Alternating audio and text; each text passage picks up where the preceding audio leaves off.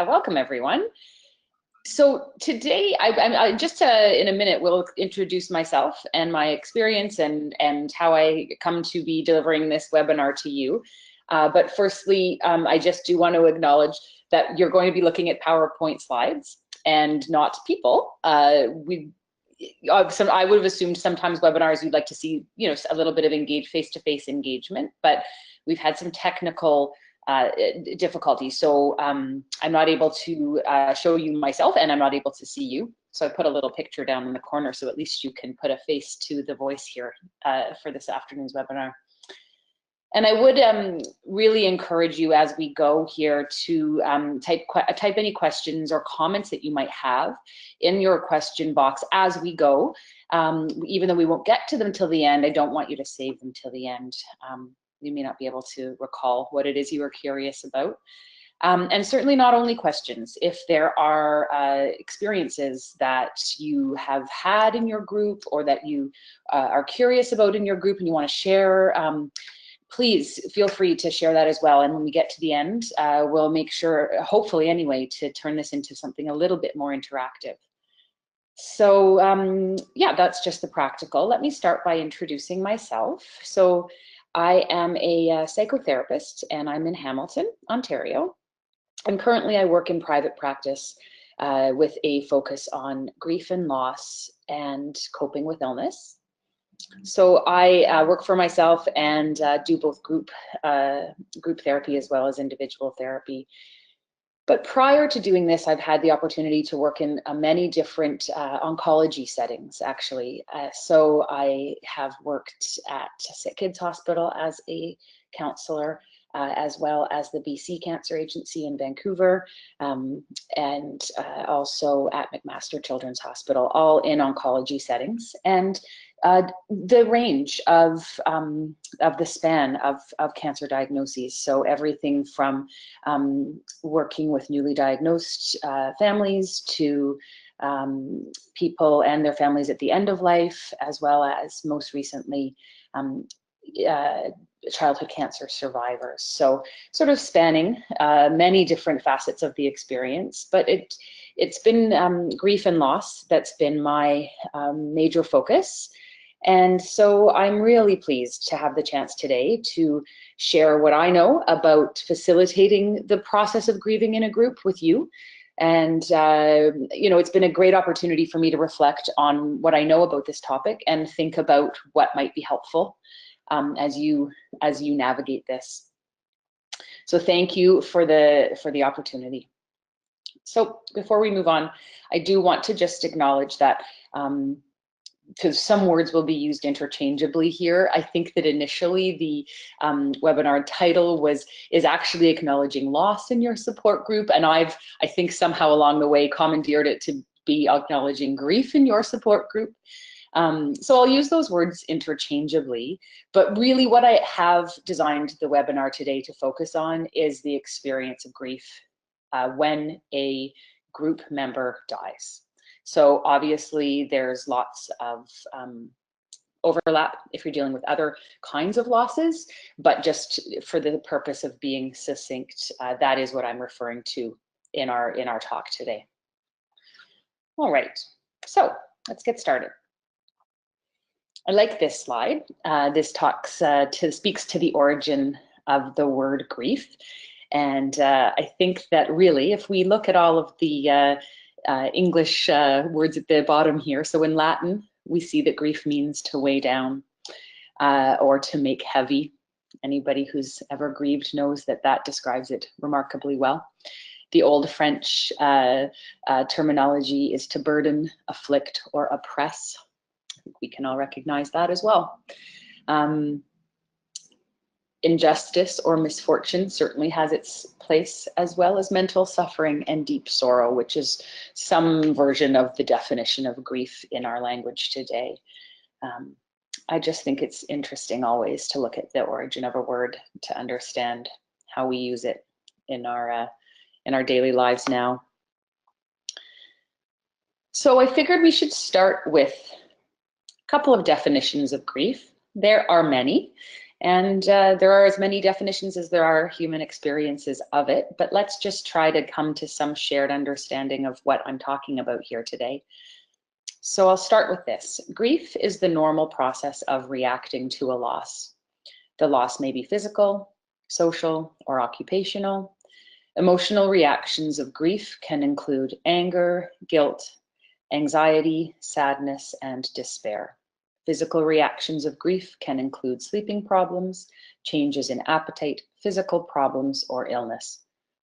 So this definition certainly hits a bunch of practical marks and is, perfectly legitimate, although I'm sure we could probably pick it apart if we wanted to. But it really just speaks to the sort of the nuts and bolts of what the grief experience is. And we see that it's a response to all sorts of losses. And in terms of groups, while I am going to be focusing on death specifically, of course, this grief around disease progression, around a new diagnosis or a change, even a group member leaving the group, to move on with whatever it is they're doing next. So, we see that it isn't death specific. But the next definition that I have on this page, I really want to, this is what I think speaks to the shared experience that we all have. Grief is the reflection of the connection lost.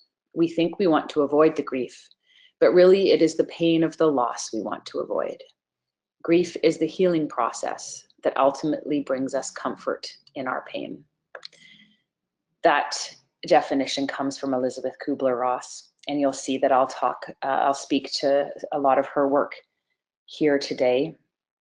And for those of you who have dealt with grief in your groups, and I'm sure many of you have, I think that this definition really speaks to the richness of working with grief, that we are not talking about a practical nuts and bolts situation that you can go through a checklist and make sure you've addressed, that this is in the realm of meaning and relationship and healing. And these are the things of life.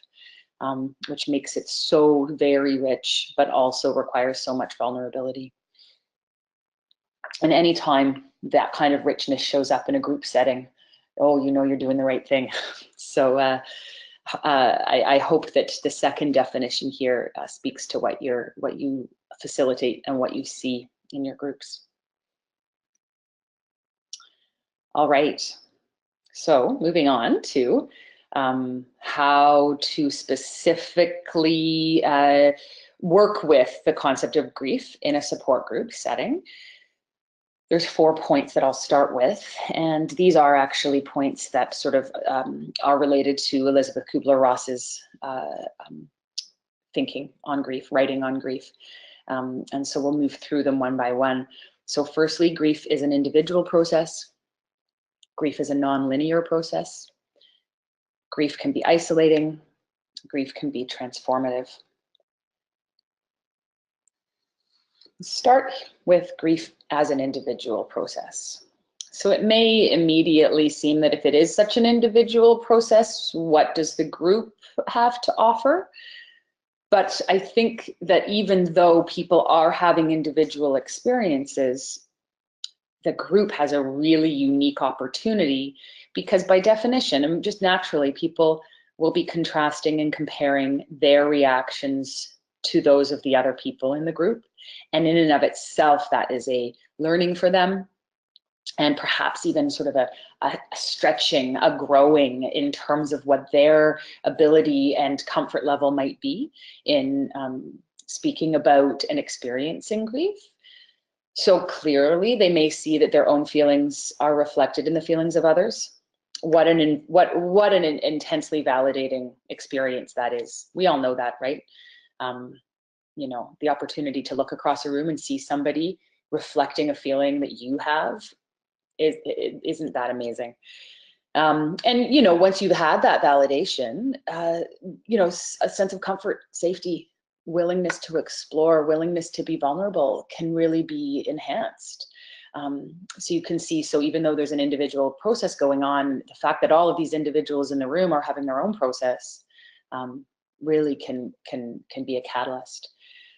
And of course, better yet, they may actually see an expression of grief that doesn't look like theirs. you know? They may think, oh, that looks different than mine. And that could be, that can be taken many different ways. But again, it may make me stretch, may make me think, is there something additional I could be considering here? Or even I'm watching that person not be able to address something that I am able to address. That might make me feel like I have something to share and something to give. So this comparing and contrasting that's natural in groups, I think, is really the fun person, my personal opinion is that it's sort of the fundamental reason why grieving in a group setting has something really uniquely powerful about it.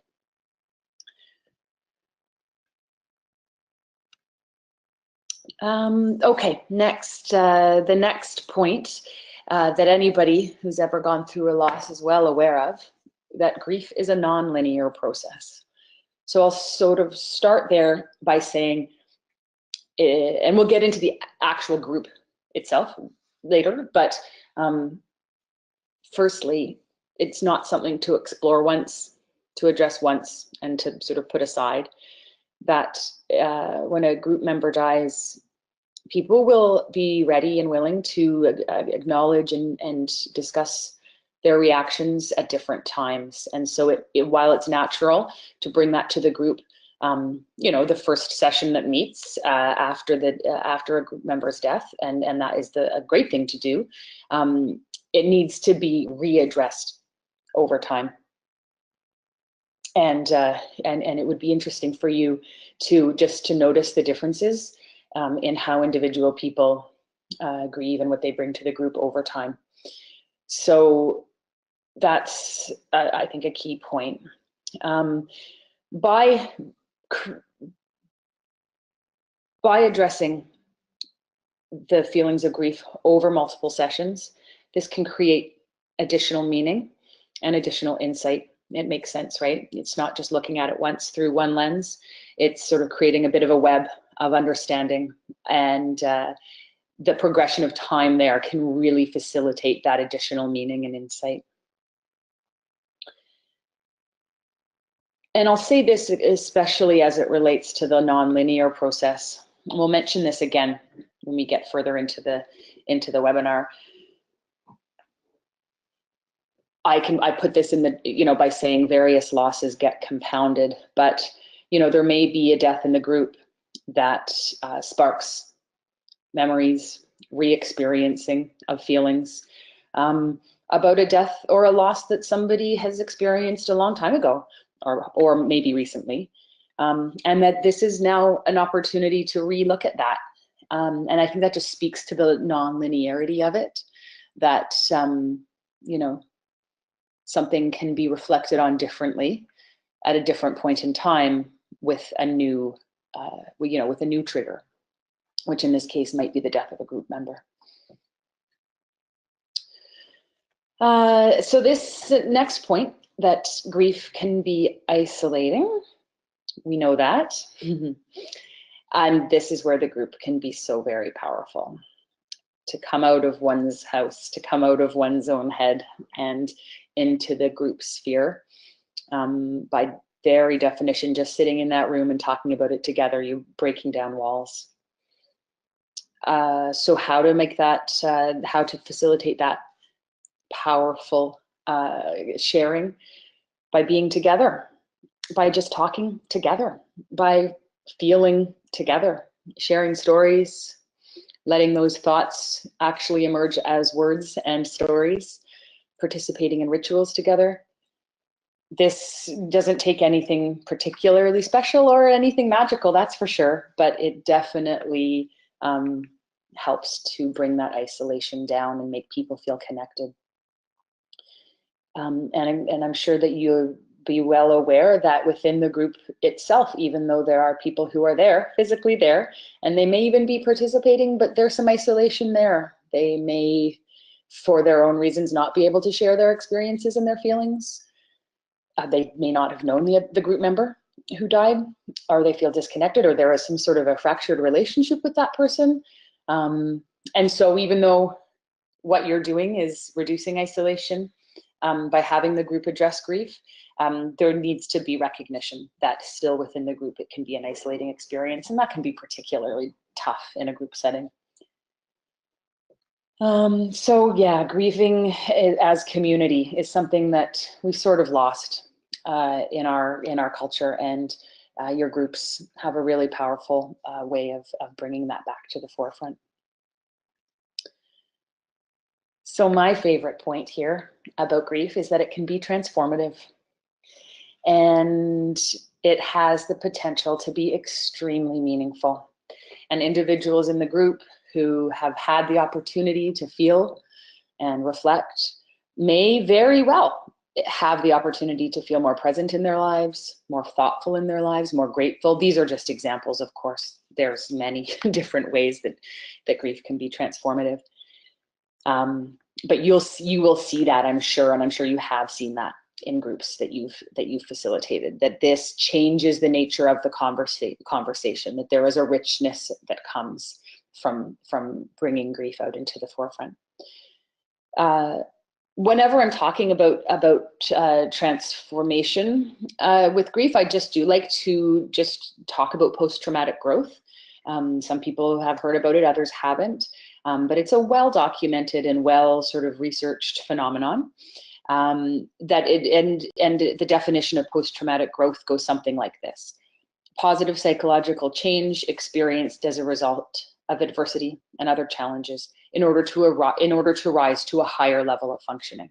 And so your group might go through post-traumatic growth. There may be a struggle to talk, to connect, to process difficult feelings, but there may be positive change that comes as that, and the group itself can rise to a higher level of functioning after you have gone through that process. I'd be very interested, if as people are reflecting on this talk, to hear if that's something that you've seen or experienced in the groups that you've facilitated. So please feel free to type any experiences there into your question box.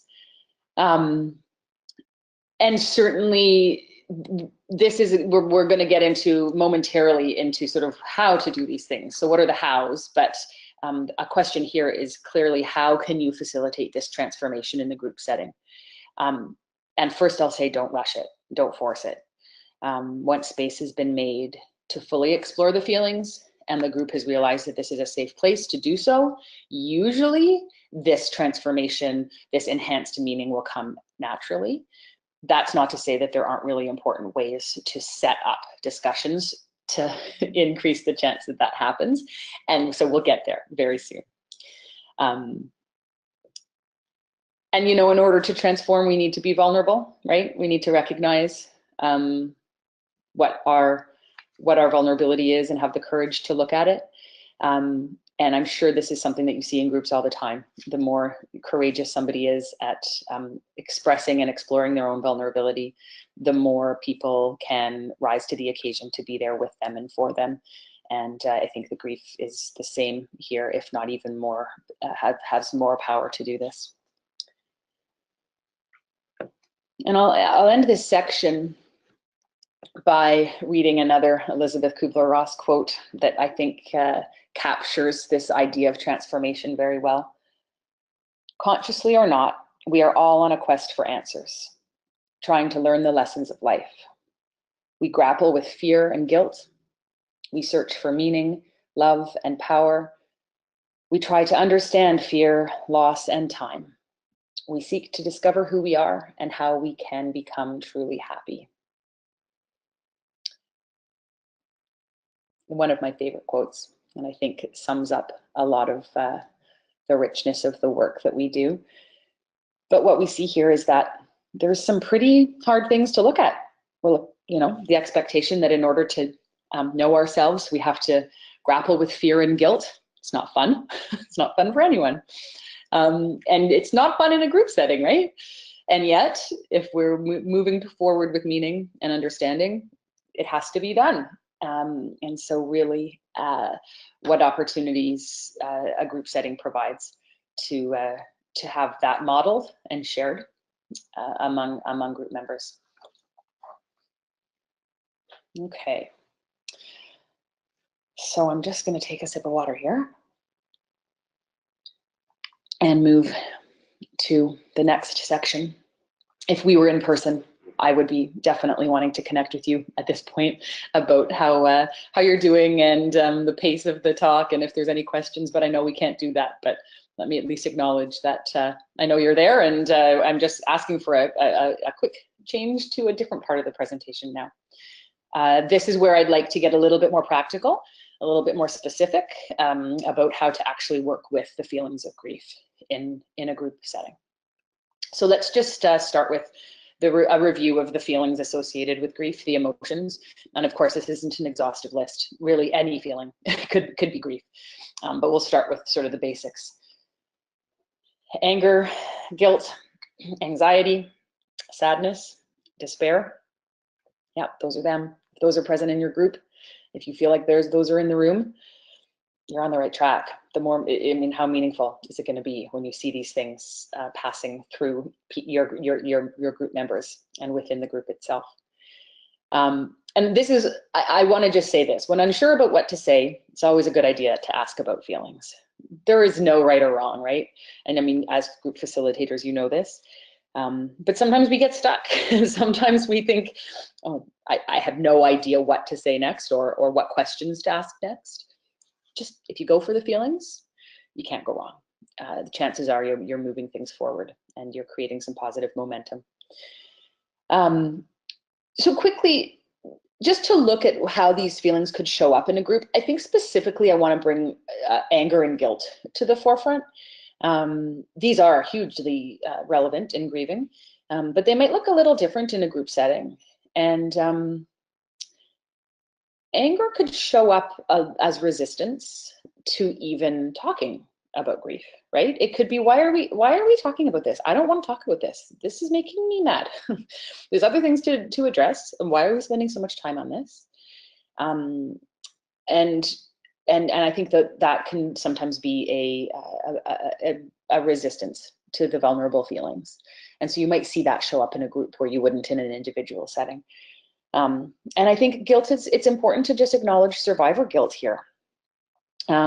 You know, I know you're dealing with people who sometimes may have the same disease, the same diagnosis, and some similar experiences. And so when one person dies and another one doesn't, it's extremely natural for there to be survivor guilt there. And that can be a really foreign feeling until you've had the experience of sharing some kind of an experience like an illness or a trauma with another person and having the better outcome.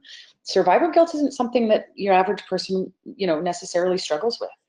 And so I think as a facilitator, to be on the lookout for that, to be able to label it and name it and validate it is pretty important and can be pretty powerful. Okay. So I've titled this section, What Optimal Group Grieving Looks Like. I don't even know if group grieving is a thing, but like I said, it's so individual. But anyways, that's the title of this section. Let's start. These are the practicalities. So this is the sort of the how-tos. It's my opinion that the death of a group member must be addressed explicitly with as much clarity as possible and as much openness. And I think that group members have the right to know that that's your plan. So having them not wonder if this is going to be mentioned, if this is going to be addressed. Will it be at the beginning? Will it be at the end? Will somebody just say something subtly? No, I think explicitly at the beginning of a group session where you know a group member has died and you plan on talking about it, to be really clear that that's the plan for a certain portion of the session that day. And I'm sure you know, I'm sure you've heard this, the resistance. Oh, it's going to be too hard to talk about it. I might cry. No, we can't talk about it. I don't want to cry. Or if we spend too much time talking about it, it's just going to get really depressing. And so, yes, okay, I know it happened, but can we please move on? No, they can't move on. And, you know, I think we do this ourselves, right? So you may even encounter your own resistance. Nope, too hard. I might cry as the facilitator. And if I cry, that's a problem. No, it's not a problem at all. It will only help to facilitate the group's process. And so to be on the lookout for resistance among group members and from within yourself, and just to recognize that it's hard to be vulnerable. And it's especially hard to be vulnerable in a group, but We acknowledge those feelings and we know that they're uncomfortable, and we can be brave anyway, and we can have courage to be vulnerable in this setting. So obviously, group members will look to you for some modeling there. And here I'll also say that going back to the point about various losses being compounded, that I certainly have known from experience that sometimes people will be reluctant to say, I'm thinking about my own person here, or I'm thinking about my own loss here, that somehow that feels disrespectful to the person who's died within the group. So, and yet it's impossible to separate. So there is absolutely nothing to feel guilty or ashamed of, that you're, that while the person next to you is crying about the group member's death, you're crying about your, your friend who passed away last year. Nothing to be ashamed about there at all. And so for you to be able to create some permission around that and to normalize that, I think will be very important.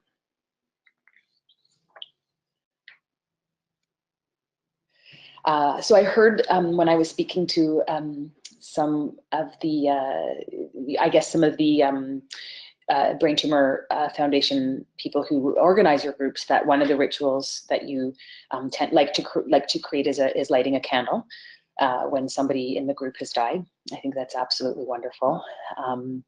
And creating ritual really creates safety. It allows people to predict what would happen if another person died, maybe even themselves, and they might be able to imagine in a way that makes them feel warm and safe what would happen next time, as well as hold space for the grief that they're feeling at that moment. So that lighting a candle, writing a message to the person, a small book that gets passed around that stays with the facilitator each time there's a death, that could be a beautiful ritual. A specific song that somebody in the group has chosen. I'm partial to creating art, but that may not be something that the group is open to, but nonetheless, very well could be part of your ritual. And I would really encourage you to develop a ritual that works for the group, maybe even in conjunction with the group, and that you do each time there's a death, so that there's some safety, predictability at a time when things can feel pretty unpredictable. All right, so obviously it goes without saying to invite all group members to participate in the discussions and to be aware when there are specific people who are not participating. And I think that goes back to just being able to validate that you might not have known the person very well, or there may be a reason why it's hard to join in, but then bring in something else that you've experienced that helps you feel empathy here, right? So just making back to that connection between compounding losses.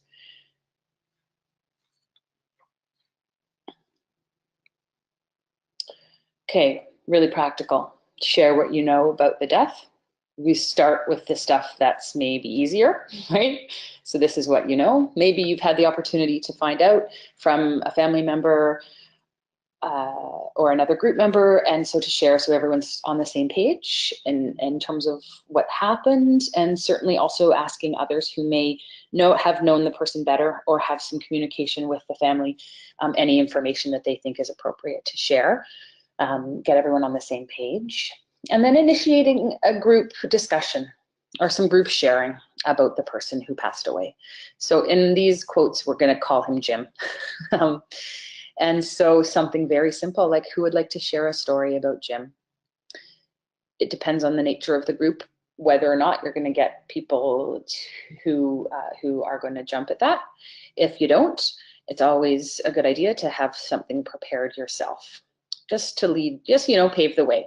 And I think that we do not need to make these things, absolutely beautifully dramatic and cathartic, unless of course they are, but we don't have to, I remember the first time that Jim walked into the group, he came over and he introduced himself, and I was really struck by what a strong handshake he had. What a wonderful man. That's that. Just commenting on the feeling of his handshake would be enough. And then you set the tone for other people to do the same, right? It doesn't have to be a big, beautiful story. Sometimes the beauty is in the details. So yeah, having something prepared yourself. Questions to ask.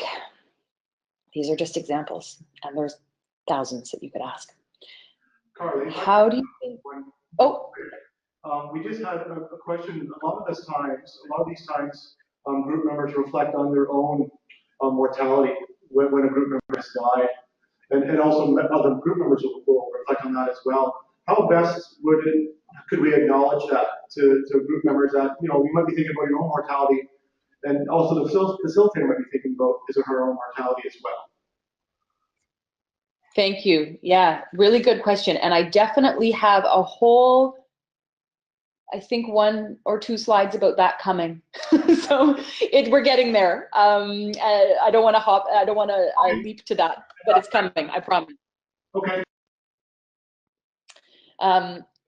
So thank you for that question. Definitely, let's move our way there.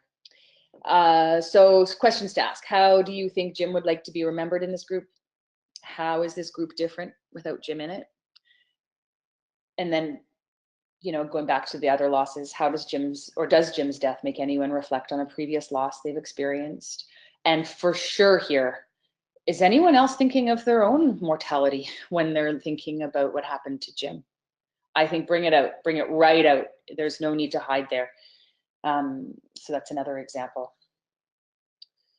I also want to just point out really quickly, sometimes if you want to make an observation or you want to bring something into the group, but no one's sharing it, it's perfectly reasonable to say, sometimes people in the situation might ask questions like this. I don't know if you know what I mean, but you can definitely feed some questions by, other groups I've facilitated, there's questions like this that have come up so that you are putting the question out there. And not necessarily relying on people to come up with things because they're going to be pretty self-conscious depending on the group. Okay, just a slide here about meaning. Going back to the point about grief can be transformative. Looking for you to look for opportunities to bring meaning into the discussion. It could be specifically related to a group member who's died, or it can be more general about just meaning in life and how we make grief meaningful generally. So here's some general questions. Does talking about Jim's death today make you consider your day any differently? You just might find here that somebody has taken a moment to give an extra hug to their loved one as they've walked out the door. These are simple things, but this is where transformation takes place. Does anyone have anything they want to say to group members here today in light of Jim's death? You're priming the group for, hey, you know what? And they're looking across the room to someone. I just want to say thank you. Your presence here means a lot to me. Or, thanks for that hug that you gave me when we walked in the door. That meant a lot to me. You're really priming this to happen. And of course, can we take a moment to sit quietly and reflect on the things that we're grateful for in this room at this moment? And, depending on whether or not people have all been connected to the group member who have died, you may not want to say, can we all sit and think about Jim? You might, but you don't have to. You can take a moment just to sit quietly on what's happening in the room and reflect and feel gratitude. Okay. Just a sec here.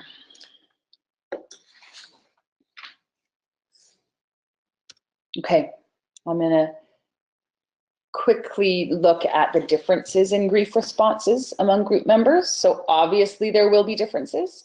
And back to that point about comparing and contrasting, there's power in the differences for sure. And so to make sure that you normalize them and to make sure that the group knows that no one's expecting there to be one way of reacting or responding. But nonetheless, as a group facilitator, it's your job the best interests of the group are what you're there for. And of course you want it to be in the best interest of individuals. But you're there to sort of monitor the group grief. So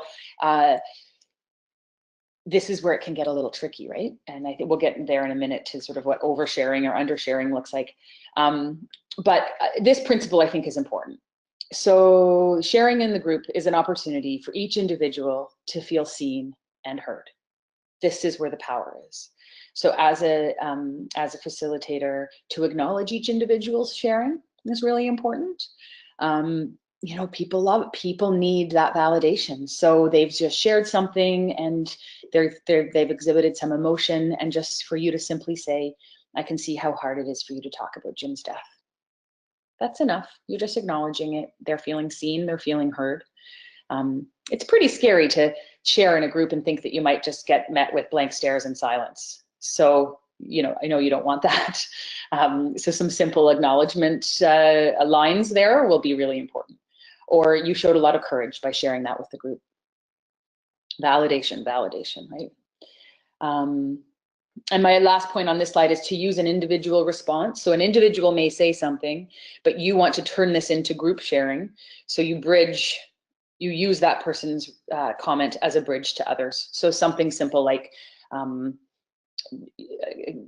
so-and-so, Julie, just told us that she didn't know what to say when she ran into Jim's wife. Is that something that anybody else has ever experienced? If people give you that content, you want to use it to deepen the sharing. So this slide has a lot of words on it. I apologize. I just sort of see that it's very full. But I want to address the idea of oversharing here. So sometimes, and I've heard and seen this very explicitly, that, oh, if we open the door to grief in the group, well, what happens if people start crying? And then what happens if one person, because there's usually one person, right, in the group, you know, who gets, what if they get really intense about it and they start monopolizing the conversation? Maybe it's best if we just, you know, light a candle and not talk much. Well, I get that. I absolutely understand that. But I think the better response is to say, okay, I acknowledge that this is likely to happen, and here's some tools to deal with it. So you, as the facilitator, very much will want to contain a really significant or maybe even problematic grief response. You will want to contain that and not let that gallop away with the group. And I think for you to expect it probably is going to be helpful. Just expect. It's not a problem. It's not, doesn't mean that you shouldn't have opened up this conversation. It's probably going to happen. And so what do? Well, we make sure that that person is seen and heard, because that's always the first thing. But you know that the group might need to move on before that person is ready. And so you need to make sure that happens. So I've just sort of put here, you know, a little kind of scripting of what you could say. And I'm sure you've said these things if you've gone through this. So Pam, we can all see and hear your pain here. I'm sure we want to support you in your pain, but we need to move on to the next topic or the next person. I want you to know that your feelings are important here, and I am more than happy to talk with you more once the group's finished today. Is that okay? Is it okay if we move on now? You might have to be a little pushy to get that in, right? You might actually need to use some body language to do that. Go over and stand up, say it, but it's your job to contain it and to make sure that the group itself isn't derailed because of one person's reaction. That being said, it also can't be minimized. The door can't be slammed on this person, because for me as a person sitting next to Pam to feel comfortable sharing, I need to see that those intense responses are going to be dealt with in a responsible way, in a caring and appropriate way. This is the art, right? I mean, this is the art of what you do as group facilitators. But I just wanted to put a little bit of a script there, if that's helpful for you. Okay, so then you'll see also the opposite, lack of sharing. The person who's sitting quietly, maybe not making eye contact, maybe even acting a little bit annoyed, you know, tapping their feet, playing with their fingernails, whatever it is. This is equally as tricky, because it actually creates a feeling of non-safety on the other end. Well, geez, am I really going to put myself out there and share my deep feelings here when the person who's sitting next to me is, you know, fiddling and whistling like she's bored? You know, here we go. This is the art, right? So to be able to bring that person in and invite their responses, invite their reactions, and say, you know, have you ever gone through anything that helps you understand what you're seeing here today? You know, you may not get much from them, but the fact that you've tried tells the rest of the group that you're noticing what's going on, and you're facilitating this sort of group sharing. And I also want to say here that clearly that this is where addressing it in future sessions is really important, because that person who's fiddling 1 month might be a person who's absolutely ready to talk about it the next month. And if you only address it one time, then you've missed that opportunity. So to make sure people know, hey, we're going to talk about this again next time. And you know, those of you who might not have felt comfortable sharing today, I hope maybe in a month you will feel comfortable sharing. Set up a little bit of expectation there. Okay, so here comes some of the here comes the topic of making it personal. And group members will be thinking about the possibility of their own death, the death of a loved one, when you're addressing a death of a group member. And I thank you, whoever asked the question, thank you for that. Of course, so will the facilitators. This goes without saying. Of course, there will be an acknowledgement. And these are those things that can be really scary to bring up. You know, it's there, it's in your mind. Sometimes it's in the forefront of your mind. And of the mind of the group members, but I don't know if I'm going to share that. That seems way too vulnerable. So there you go. It's your job as the facilitator to bring it to the surface. These things left unaddressed in the minds of your group members, do not allow it to be used as, you know, good, important content. And so create the space for it. Talk about your own experience. You might cry. It's okay. If you do, chances are somebody else in that room is going to be feeling so validated by the fact that you shared your experience, and they then may also share theirs. So introduce it, create space for it, but understand that there may be silence here, and that isn't because they're not interested. It's because this is really hard to put into words. I've got a little script in here. So sometimes in groups, when a person dies, it makes those of us remaining think about the possibility of our own death. I know this happens for me. Is anyone else feeling this way? This is just the beginning of a conversation. Even simply, if you get some nods, if you get a couple tears, maybe you don't even get anything else. It's good enough. You've spoken it. You've brought it out of sort of the unspoken mind into the group. And then I think another point here that's really, really important is when someone acknowledges this, you don't need to make them feel better, right? We do that. Oh, no, no, no. Oh, but it's different. Yours is different. It's not going to happen to you because you have a different diagnosis or whatever. Oh, how invalidating that is, because none of us know, and there is no making anybody feel better. But I can sit with it with you and acknowledge that that's hard without needing to make you feel better. So something like, thank you for sharing that with us. And just know that we're in this together. And what you said holds some truth for all of us. That's acknowledging it without making somebody feel better. And hopefully people, if you're expressing that, your own vulnerability in that way, hopefully the group will model that too, and not rush to your rescue and just say, yeah, I get it. And certainly if here and anywhere else, you may check in with somebody after the group and let them know where to get more support or provide them with a little bit more support. I don't know if that's within the context of your roles, but yeah, geez, we're just opening conversations in group here, right? And there are many conversations that can follow, and certainly some people who might need some extra support. So I understand that in some of your groups, you may have couples that have come for support, and there may be a spouse who returns to the group after their partner has died, and that creates something unique to just address here.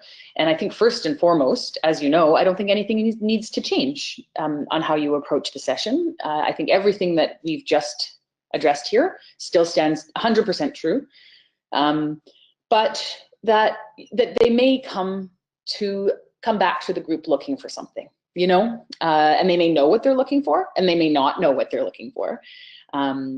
But at least to ask them, is there anything specific we can do today or talk about today that would be helpful to you? You may not get an answer, but if there's something on their mind, then you want to know what it is. And in all likelihood, what they're wanting is a place to share their grief, a place where it's safe to do so, where they don't feel like they have to look after anyone else, right? Because in home, families, circles of friends, we're often doing that. So let's wrap it up with a couple of slides here, and then we can maybe move to some conversation if we can do that in this webinar format. So I understand too that some of you facilitate online groups. This is something that I haven't done.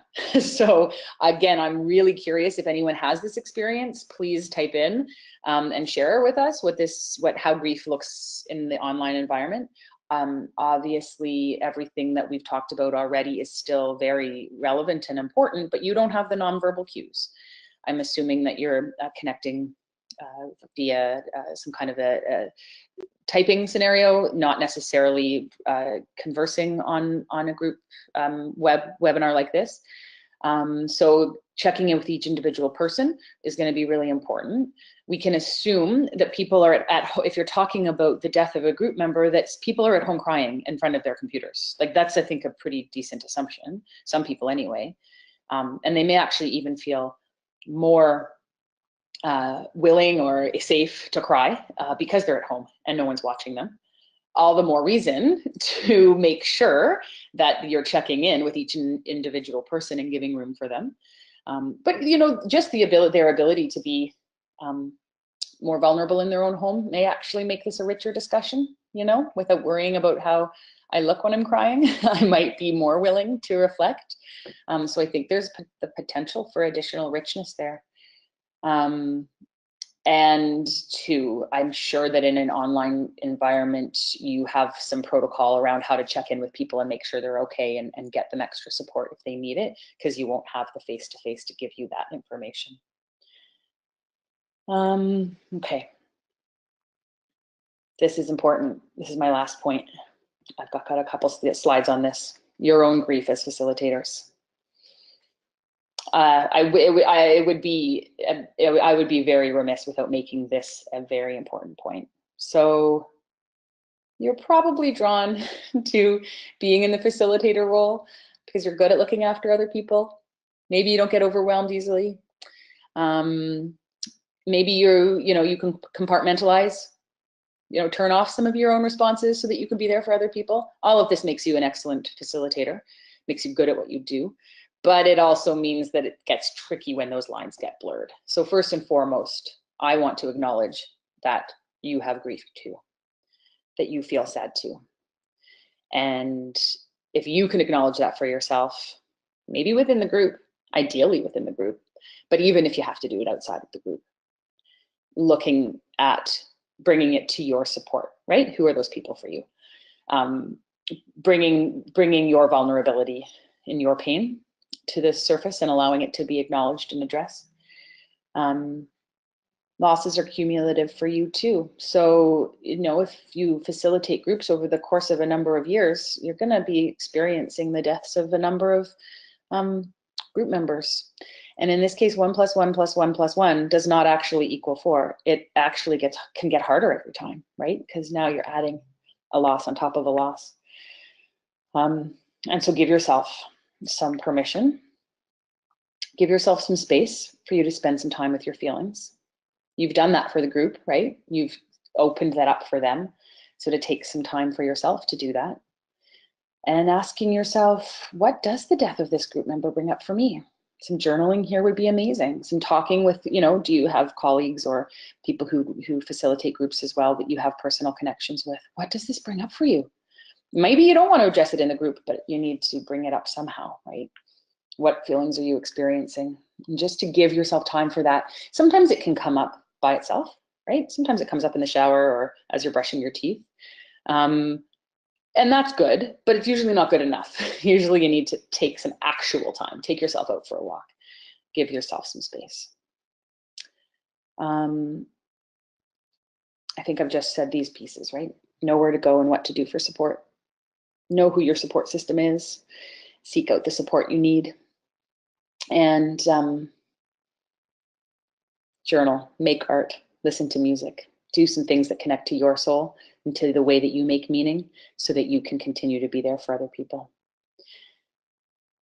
I'm going to end with this slide. Some of you may have seen this before, and if you haven't, I hope you love it as much as I do. I will read it out loud while you're reading along. This is your assignment. Feel all the things. Feel the hard things, the inexplicable things, the things that make you disavow humans' capacity for redemption. Feel all the maddening paradoxes. Feel overwhelmed, crazy, feel uncertain, feel angry, feel afraid, feel powerless, feel frozen, and then focus.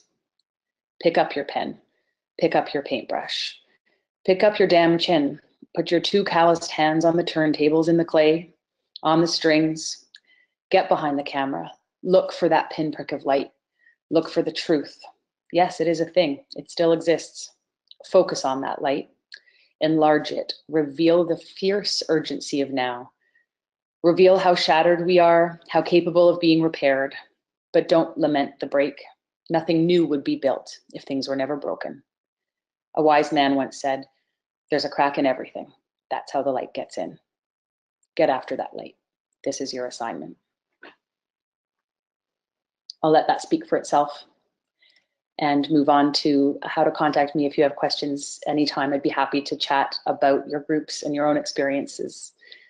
And so that's the end of my formal part of the webinar. Todd, I'll turn it over to you. Perfect. Thank you so much, Carly, for joining us this afternoon and going over grief and loss in our support group. It was really meaningful for us here in the room, and I'm sure it was meaningful for members who are listening as well. I do have a few questions, if that's okay. Mm-hmm. All right, and I hope everyone's hearing me okay. I know I'm in a big room that echoes, so I'm trying my very best to deal with that. But how long would you let silence fill your support group? Because silence is tough for some of our members, and it's tough for me as well. Sometimes it's hard not to speak. How long would you let silence just be in a group with the thinking about loss? Yeah, what a good question. I think it's going to have a lot to do with you as the facilitator, your comfort level, and I think not long. You know, I think that very, very short pieces of silence can actually feel long. So if I say a minute, that's going to feel long. Mm-hmm. So I don't have an actual answer other than to say, if you're, as the facilitator, if you're starting to feel a little uncomfortable with the silence, stretch it just a couple seconds, and then restart. Because if you're starting to feel uncomfortable, so are other people. That being said, the silence is really important. So you want to give some, but I hear what you're saying. It can be uncomfortable for you and for the group. So yeah, go with your own feelings of discomfort there. Perfect, thank you so much. All right, next question. Sometimes group members think that we'll forget them or forget about the member who has died in the group. How can we recognize this or acknowledge that in the group and move on? Yeah, how can you create rituals that are predictable so that people, when they're thinking about their own death, or they know they will not be with the group, you know, for much longer, so that they know that they won't be forgotten. Yeah, I mean, I think my answer is ritual, right? So before, I think I suggested something about maybe having a book, having a beautiful journal that you keep, that the group can write in after somebody dies, and that if that's something that's done in a fashion that you know that it's going to happen each time somebody dies, I think that can create some real comfort, knowing that you know, I'll be in those pages too. You could do that a number of ways. It could be art, right? It could be a poster board where you you know, where there's some messages, or even just some visual representation of the person. But I think the short answer to that is ritual, something predictable that you do every time. Okay. Thank you. Last question. Sometimes support groups break for the summer, and over the summer a group member has died. Should we acknowledge the death when we get back to the group in September, or how should we deal with that? Yes, please. Okay. Yeah. Yes, I think you should. I think you should absolutely address it at your first session back. 100%. Great. Well, thank you so much again. Yeah. Sorry, go ahead, Todd. Yeah. If there's ever any questions or concerns for all the members who have joined us, please email me, tgoold@greentumor.ca, and we'll get those questions forward to Carly, and Carly will answer, or you can just email her directly. The email's on the screen. Thanks again, Carly, for joining us this afternoon. I hope you have a great afternoon. And thanks, everybody. Thanks, everyone, for your attention. I appreciate it. Thank you. Have a great day.